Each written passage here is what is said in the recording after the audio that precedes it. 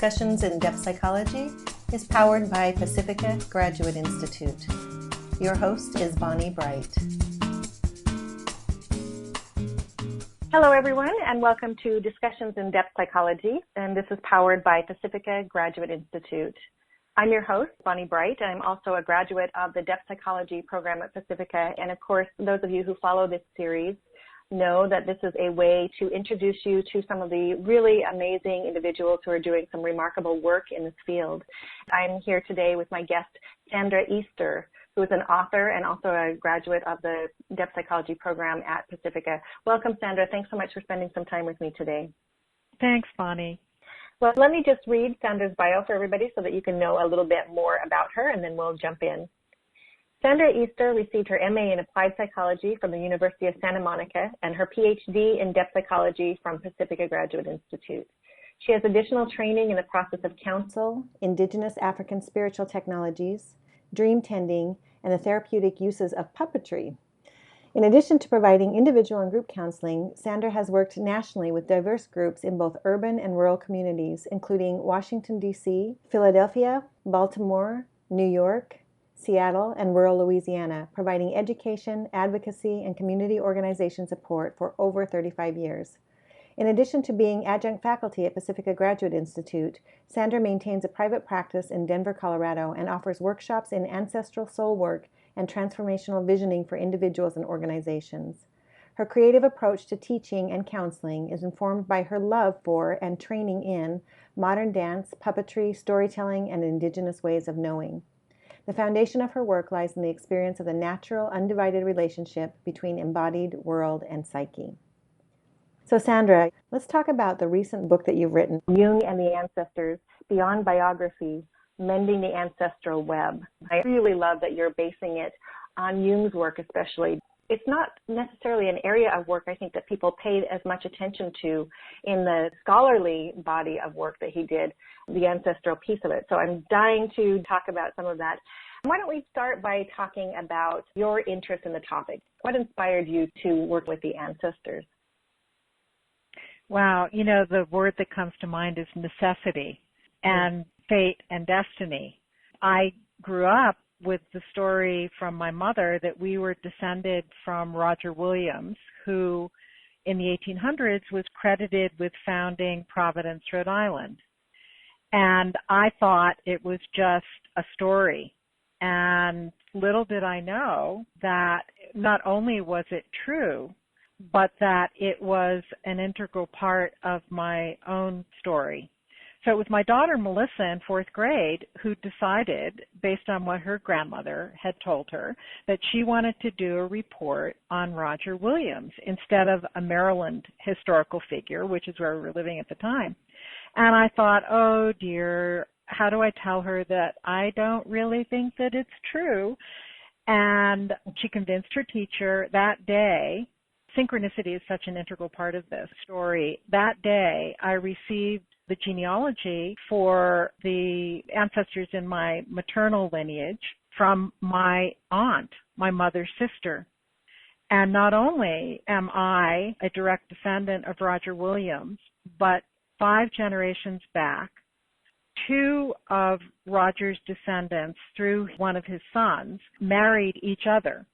So if we're looking at it either from a DNA level or an ancestry level, it's like very strong. So what I discovered in helping Melissa do her report was a synchronicity of my birth date and the day that Providence, Rhode Island was burned in the 1600s in King Philip's War by the grandsons of the men and women, Narragansett, who had given my ancestor that land when he fled from Massachusetts Bay Colony because my ex-husband's ancestor, John Cotton, had, along with the other elders in the Massachusetts Bay Colony, accused Roger of heresy. And my ancestor said we have no right to the Native American land, and he did not believe in a theocracy. He was advocating separation of church and state, and was basically a rabble-rouser in the Massachusetts Bay Colony. And then I discovered another synchronicity I didn't know at that point that my ex-husband's ancestor and my ancestor had in fact known each other. I started doing a lot of reading on not only that time in the early 1600s in New England and reading a lot about Roger, and what I discovered in one of the biographies is that John Cotton, my ex-husband's ancestor, and my ancestor actually met on the day that my ex-husband and I had decided we were going to get married on. So there were these two incredible synchronicities, and that's actually very common. The direction that people often end up going in is looking at what Ann Schutzenberger, a Freudian analyst, talks about as the anniversary syndrome. And often the date of a birth or the date of a death will be synchronistic with the date that there was some ancestral trauma or significant event. So that's how I got into it. It was the next generation that led me. Yeah. Yeah, that's so fascinating. I mean, when you bring up the word synchronicity, of course, everything just clicks into place for me, because obviously there's something here at work. There is a pattern, or a web, as you call it, that is actually containing us and that we are plugged into, whether we realize it or not, where all of these things happen. But those are amazing synchronicities. It makes me want to dig into my own history. The fact that you could find that an ancestor was at a certain place at a certain date and be able to make that connection back is really amazing. And it gives me a lot of excitement to think that there's so much knowledge that is based on what has happened in the past that we may not even know about. And part of that, I think, includes the fact that even if we never find out some of these things, which I think you're lucky that you have, but even if we never find out some of these things, there's a lot of knowledge, I guess, or understanding that is really contained in that past history that somehow, if we begin to tap into it, we are able to bring to some kind of consciousness. And so I wonder if you can say a little bit more about that, because this brings us into more the realm, I think, of working with ancestral knowledge and ways that we can do that.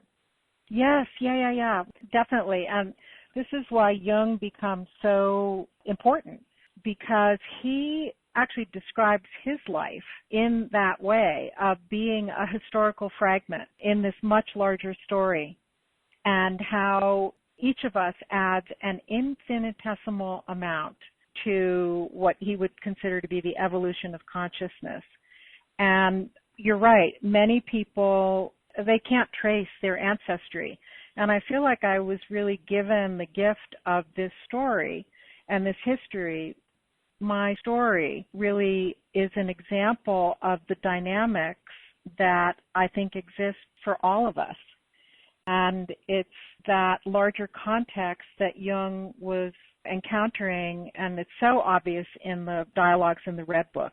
You know, and Ezekiel was talking to him about the dead and how they produce effects.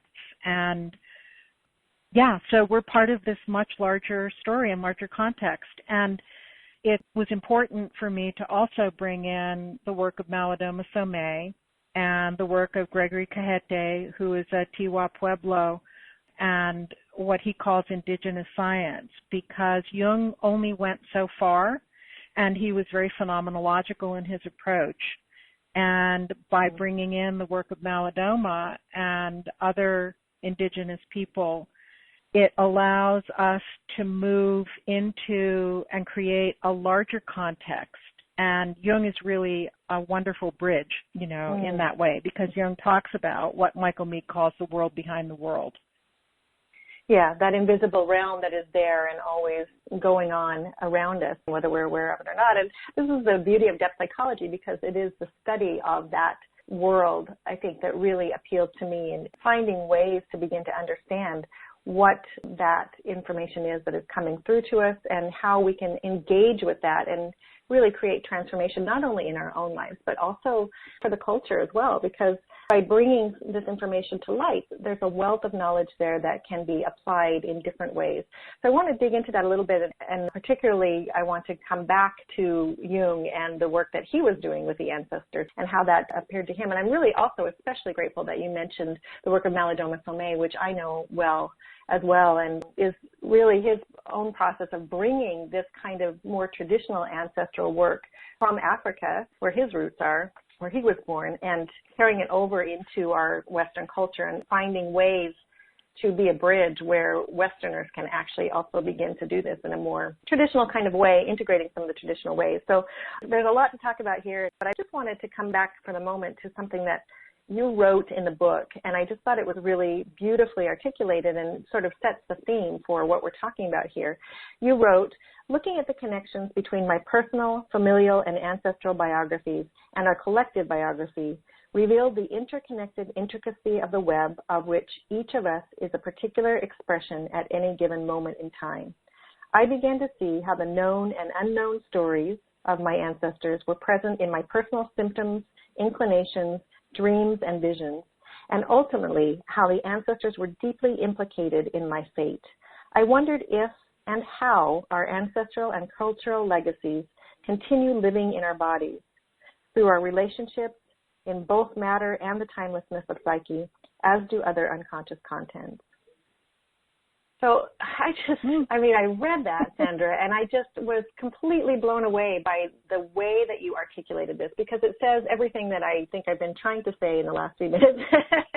So succinct and so clear. So let's start from that point, and let's first talk about the subtitle of your book. Actually, is called Mending the Ancestral Web, Beyond Biography, Mending the Ancestral Web. So we've referred now several times to this idea of a web, and I think that paragraph that I just read really does talk about how things are interconnected and what it means to us in a certain way. But I'm curious about the word mending that you used here. Is that ancestral web actually broken, or why does it mean mending? What was your purpose in choosing that word exactly? I think that's a great question, and I really have thought about that a lot because the title basically just came to me intuitively. However, if we just look at Jung's work in Memory, Dreams, Reflections, he thought about the dead as the unanswered, unredeemed, and unresolved.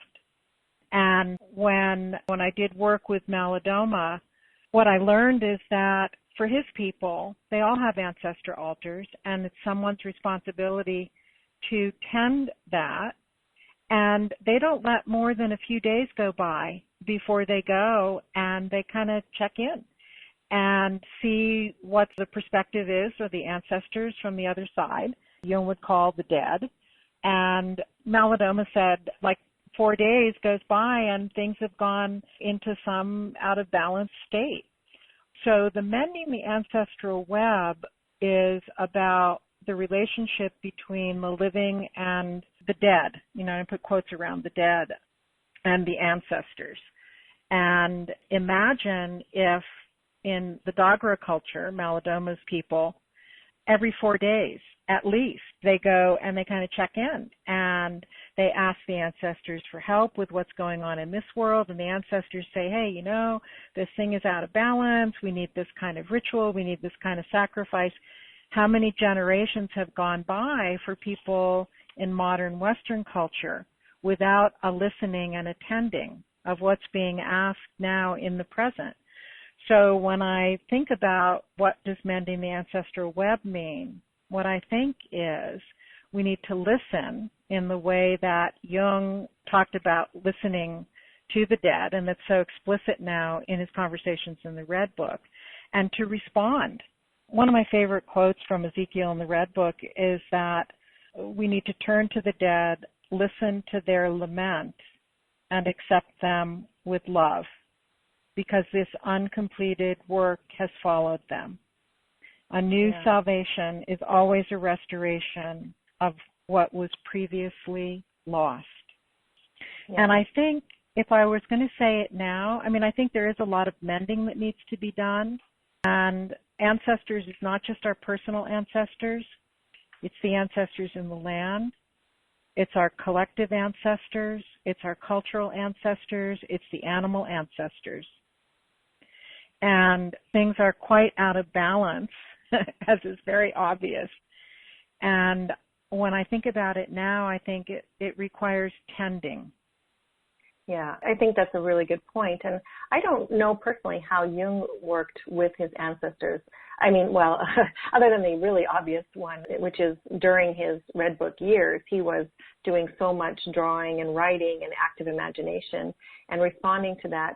But I think that as he got a bit older and wiser, I guess, and lived his life and had more continued experiences with the dead or those who had passed along, I think that his theory must have changed a little bit over time. I'd really love to hear a little bit about how you perceive that he worked with them, and then also maybe bring in a little bit of your own experience and ways that you like to work with ancestors. Jung described the Bollingen Tower as a place where modernity just didn't exist. There was no electricity, and he said there was nothing there to disturb the dead. And he describes it as a place where the dead and the ancestors were welcome. I wish, I wish we could talk to him more about those experiences, but there are so many references in Memories, Dreams, Reflections to the way that his parents and the Christian lineage that he was part of were integral to and informed his work. I think there's probably a lot more, if Jung was here, that he could say about that now than he could say in the time that he was writing about it. And one of the things I respect a lot about him is how he never crossed that metaphysical line and never said, the soul is real. However, for me to do this work the way that I've done it personally and the way that I work with other people necessitated expanding beyond the pure psychological way of looking at the ancestors. And that's why Malidóma's work becomes so integral. The way that I have developed to work with it is an integration of Jung's active imagination and the way Malidóma works in ritual, in community, with the fire rituals. And I have people create ancestor altars and then engage in active dialogues that would be similar to active imagination. And the basic questions are, what is being asked of me now? What needs to be tended? And then also, asking the ancestors, saying, hey, look, I want some help with this particular thing. And following dreams and synchronicities and engaging in active dialogue always opens things up in ways that even if a person can't trace their ancestor back to the 1800s or the 1500s or the 1300s, the figures will show up that are the ones who embody the necessary characteristics and carry the story of the ancestry in some way, that it can be worked with consciously. And it's kind of extraordinary. I've had people, I have a lot of people who are very skeptical, and when they do this work, sometimes the most skeptical people have the most profound experiences and awarenesses, and even without being able to trace their ancestry. Yes. The other thing that just came to mind, because I was thinking one of the people I worked with came to mind, and I'm only sharing the stories of people that I've been given permission to share their stories.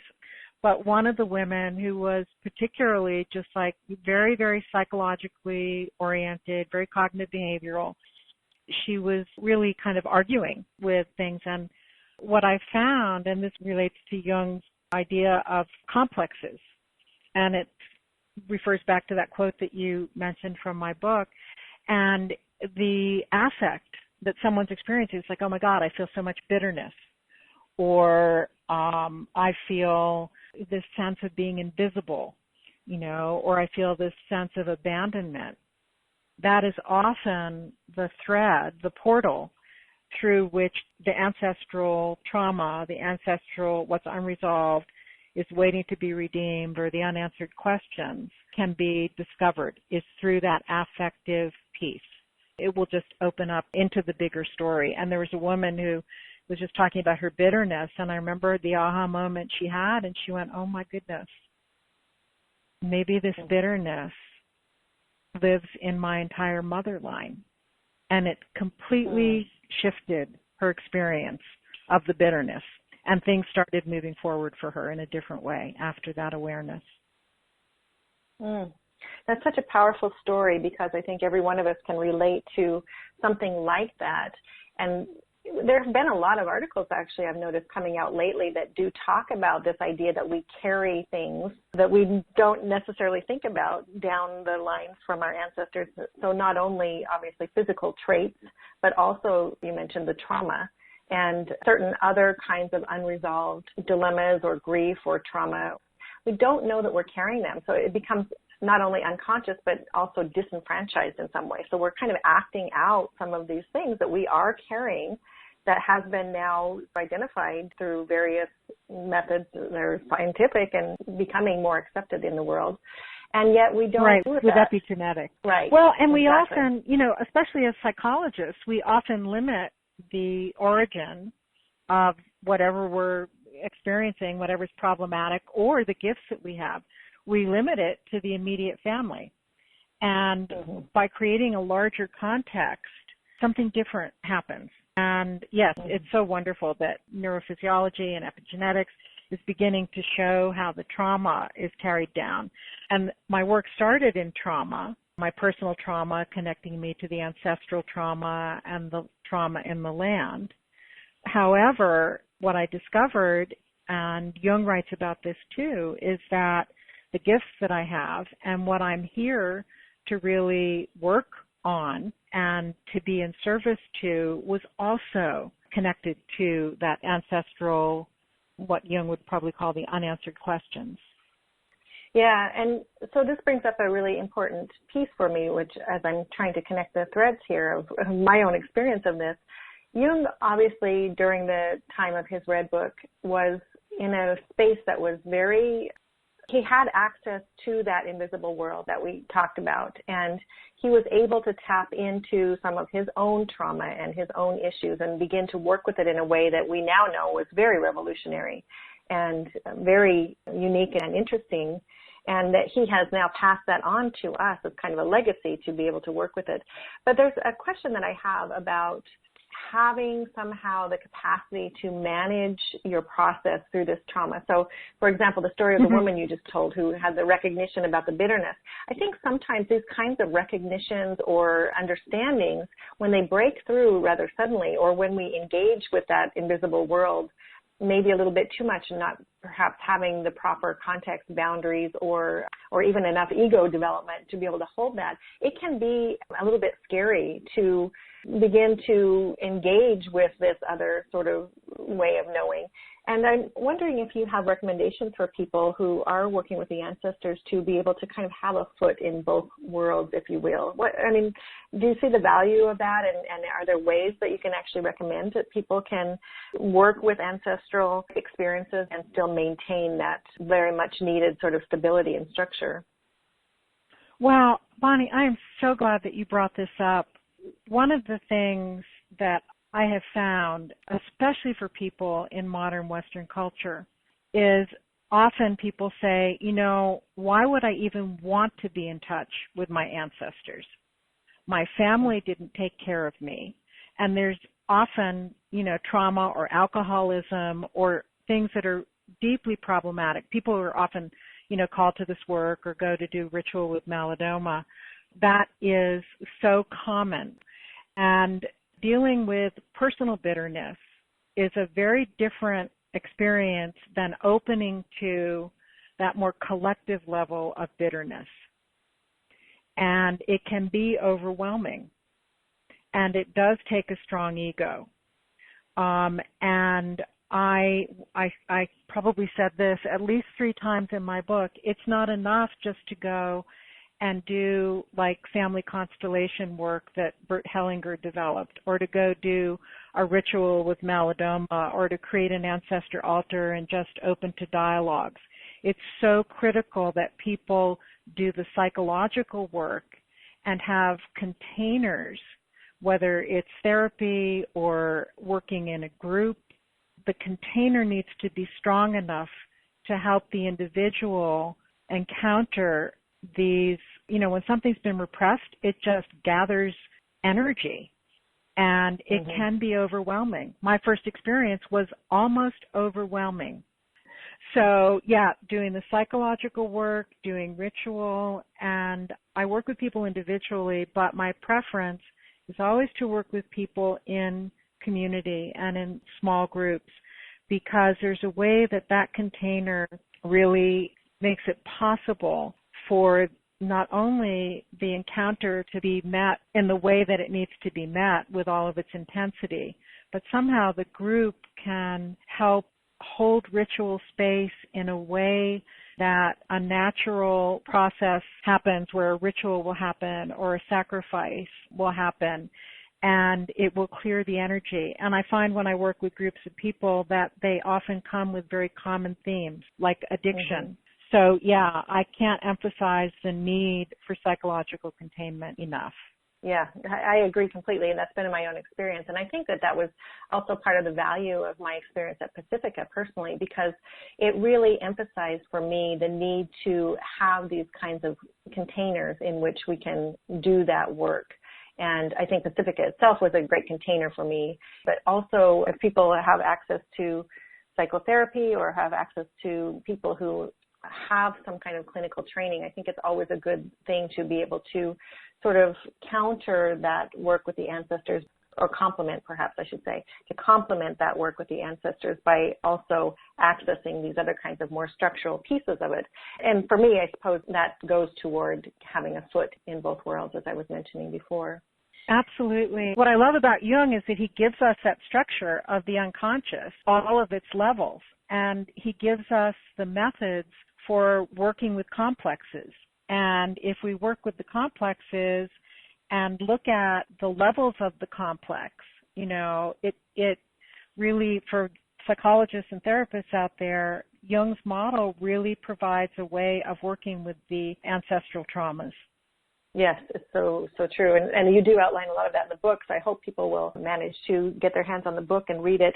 One thing I wanted to make sure we talk about before we finish today is the idea of the connection with the ancestors to land, because this is such an important piece of the work. As Americans particularly, and most of us whose ancestors actually were either pioneers or immigrants, and they came from different places that were their home places often for hundreds of years, if not thousands of years, we don't have the same kind of connection to the land in general as we might if we had stayed in the place of our ancestors. And again, that's not necessarily a conscious thing. So can you talk about the relationship between our ancestors and the land? Oh my gosh, I think it may be my favorite topic these days. Every single person I have ever worked with, and people that I just meet, especially on this continent, there's this longing to belong. And what that led me, when I was first working with people, to kind of explore was, well, what is this longing to belong? And how is that experienced? And what might be at the roots of that? And I think that I talked to Fred Gustafson, and he said, I think it's like 7 generations or 12 generations, I've forgotten exactly how many. Once you've lived on land for that many generations, you are actually indigenous to that place. And what a mobile culture we are. And how do we find our roots when we are not living on the land where our ancestors' bones are buried, where the cosmology that informs our very being and is the foundation for all that we do is not part of the land and not part of our heritage. We're becoming, more and more increasingly global. So the question I have is really about, how do we come into relationship with place? How do we come into relationship with land in a way that we experience a sense of belonging to this planet, to the earth, and in a way that connects us with not only all of humanity, but the cosmos, which is what being indigenous to a place and having a cosmology. It's like, how are we related to that? And I think it's a big question as we become more and more global. Yeah, and there's so much I could say. I think it's a really important question, especially now with our relationship with the planet. I wanted to follow up on what you just said. What it makes me think about is the idea of, because there is kind of a general sense, I think, underlying many of us in this culture that we don't really belong. Because we are searching for meaning that is deeper than just often the everyday kind of lives that we live, because many of us do not have a daily practice where we either check in with the ancestors or honor the land and offer ritual, sacrifice, beauty, offerings, whatever that is to that, I believe that we do carry a kind of collective grief. And you talk about collective grief in your book. And I think that there are ways that we can begin to re-engage with the land particularly that can give us a sense of coming home again. And of course, that's one reason, I've been profoundly affected all my life, I think, about stories of how Native Americans particularly were forced to move off of their lands. This has always been something that has, I think, created its own trauma for me, even kind of an unconscious trauma of just hearing these stories and feeling this so traumatic. And I'm sure some of that has to do with my own background and my own relationship to home, whatever that is. But, there are stories about how a lot of earth-based cultures even bury, for example, the umbilical cord at a certain tree, and then that tree belongs to the person or the person belongs to the tree. And then when they're forced to move off of those lands and far away, the ancestors, the bones that you mentioned were buried, they don't have access to them in the same way anymore. And for me, that's just such a profound break. So I'm looking at all of this and wondering, how can we, as a culture, how can our connection to ancestors and land actually re-engage and bring us into more of a sense of home and belonging, so that we don't abuse the land, as you're talking about, that we don't create this terrible ecological destruction that we are looking at on a daily basis now, and so that we can begin to feel more rooted, connected, and centered, and therefore not have to lash out or use all these coping techniques. I mean, consumerism is a massive coping technique for all of the kinds of issues that we have when we're just really desperately trying to seek context.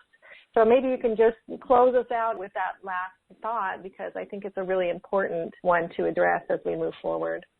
Boy, yes it is. And I'm going to speak to it from a personal place because it's the only way I can answer it. I have moved many times in my life. I have lived in many different places, all in America. I've traveled to other countries and always longed for home, longed for a home base.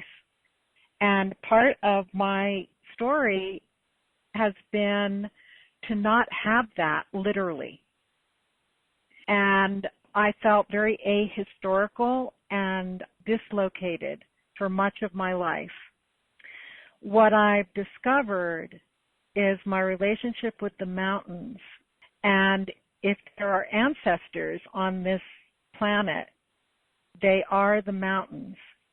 And what I have learned from being in relationship with the mountains is that they are connected, that all the land is connected on this planet, that I am always home wherever I am. And for me, it's like walking on concrete doesn't do it for me. I need to get out and I need to get my feet, the soles of my feet, planted on stone or dirt. I also carry a piece of stone from Providence, Rhode Island, where most of my ancestors have been buried from the 1600s up until actually very recently. And that always reconnects me with my first connection that my ancestors had. See, my first connection, I do feel it that way, with this continent.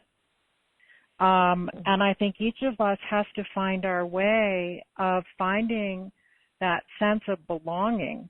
And I really recommend going barefoot on dirt and finding that tree and Hawk has always been present for me. And when I have moved, another hawk has always showed up somehow. So finding those ways that we are connected because we are. And then I think just creating that personal mythology. Jung starts MDR that way. His life has been about that personal myth. And Joseph Campbell talks about that. And D. Stevenson Bond talks about the living myth and how it's going to come through individuals as opposed to having a monomyth. So I think it's a real personal quest.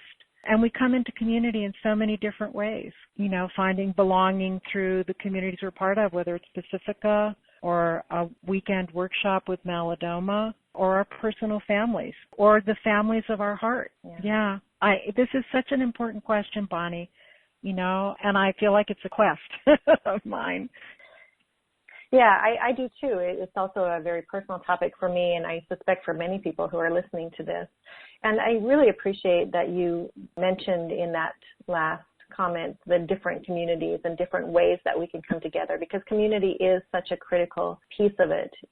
Discovering these kinds of things in community, or being able to have community with whom you can discuss them, or being able to come together and understand that you are all on the same journey or on the same quest is really important. And I'm also glad you mentioned Pacifica. I wondered if you would share just briefly how your own experience at Pacifica shaped you and this work that you're doing. Oh, my goodness, yeah. And I just want to take a moment just to acknowledge what you've created and how vital a community that is, and how it exists in the etheric realm. So one never knows where one's community or sense of belonging is going to come from. So thank you for that. And now, oh my gosh, where would I be without Pacifica? I started with dream tending, and I really want to acknowledge Steve's work, dream tending, because I've integrated his approach, in how I do and teach people how to do ancestor dialogues.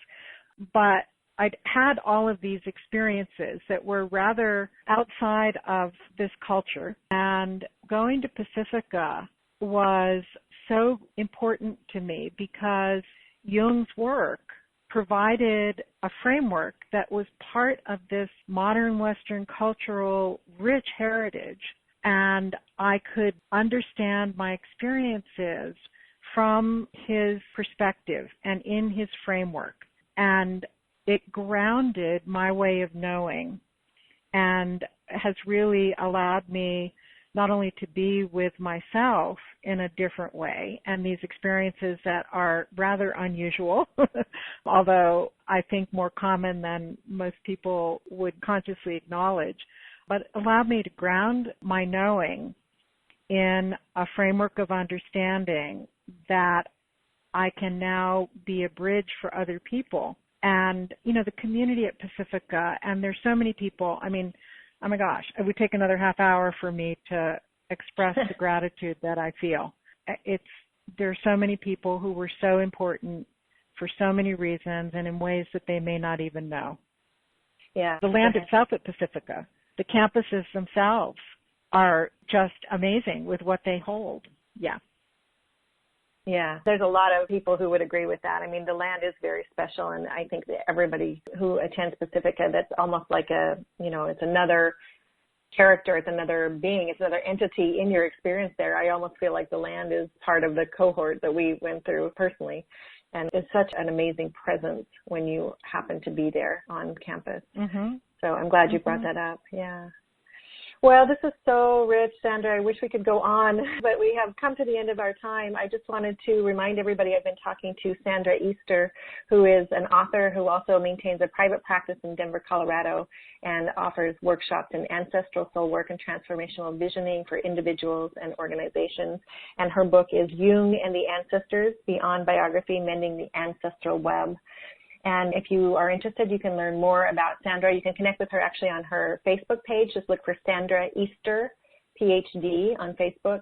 And you can also contact her. She's welcoming emails if you have feedback for her at sandraeasterphd@yahoo.com. Sandra, thank you so much for spending some time with me today. I so appreciate it. Oh, Bonnie, it's been my pleasure and an honor, and what a rich conversation. Thank you so much.